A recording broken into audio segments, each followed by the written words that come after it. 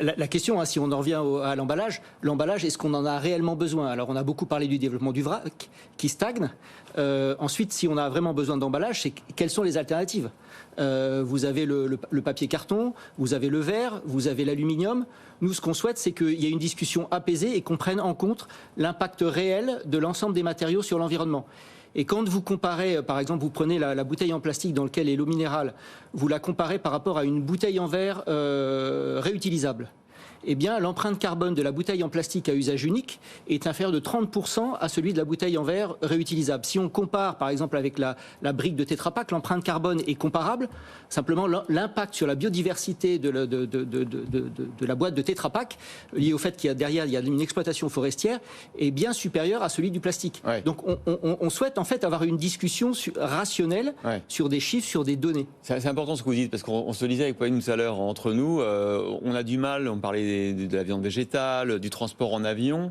On sait très bien qu'il faut faire un effort et réduire l'empreinte carbone, mais on a du mal parfois à savoir, quand on envoie un email aussi, ça consomme beaucoup d'énergie, qu'est-ce qu'il faut vraiment réduire et qu'est-ce qui est important? Ce qui est important, c'est d'augmenter le taux de collecte, c'est d'augmenter la collecte, c'est d'améliorer le tri, c'est d'augmenter l'incorporation de matières premières recyclées dans les emballages et plus généralement dans les produits plastiques. C'est ça le premier sujet. Il n'y a pas que l'empreinte CO2 pour le plastique, on voit les images derrière vous, il y a aussi le problème de ces déchets, de ces détritus sur les plages, dans les mers. C'est autre chose que l'empreinte CO2. C'est aussi l'impact sur la biodiversité et sur les animaux, par exemple, ou sur le maritime. Oui, mais ça, c'est le premier sujet, c'est la collecte. Ouais.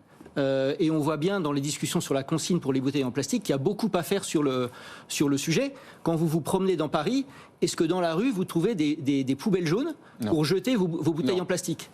Est-ce que dans les stades... Il faudrait des poubelles jaunes, il faudrait peut-être un système avec, je sais pas, un flash code où je flash ma bouteille et je la remets et ça me reverse de l'argent directement? Il y a aussi la fréquence de collecte. Si vous triez correctement vos emballages chez vous, vous remplissez extrêmement vite votre poubelle jaune, beaucoup plus vite que la poubelle noire. Or, la poubelle noire, elle continue à être collectée tous les jours. La poubelle jaune, ça doit être 1 ou 2 fois par semaine. Il faudrait inverser les fréquences de collecte.